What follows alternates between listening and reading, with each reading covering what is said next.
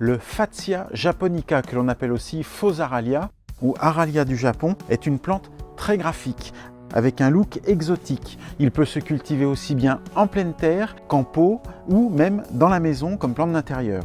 C'est une plante relativement rustique, elle va tenir jusqu'à -15.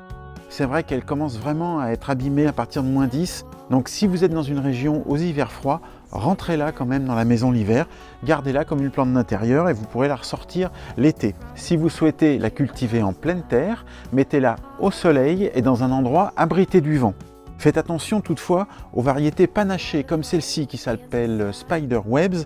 Celle-ci supporte moins bien le plein soleil. Donc si vous prenez un Fatsia vert, il pourra aller en plein soleil. Un panaché, mettez-le quand même à mi-ombre de manière à ce qu'il soit abrité du soleil fort de l'après-midi, entre midi et 4 heures. C'est une plante qui a besoin d'un terrain drainé, d'une terre assez riche, d'une terre bien drainée. L'été, quand il fait chaud, veillez à ce que la terre soit toujours légèrement humide. Par contre, l'hiver, ralentissez fortement les arrosages. Ce qui est très beau avec les Fatsia, c'est leur feuillage extrêmement découpé, qui ont un aspect de plantes tropicales, de plantes exotiques. Ça donne vraiment une touche originale dans les jardins.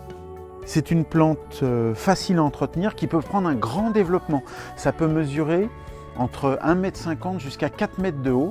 Donc, prévoyez un bon emplacement si vous le mettez dehors. Ces fleurs sont pas inintéressantes, ça fleurit à l'automne, assez tardivement. Ça fait des petites inflorescences de fleurs minuscules, blanc-crème, qui font 5 mm de diamètre maximum. Les fleurs sont suivies par des petits fruits noirs sphériques portés comme ça en bouquet.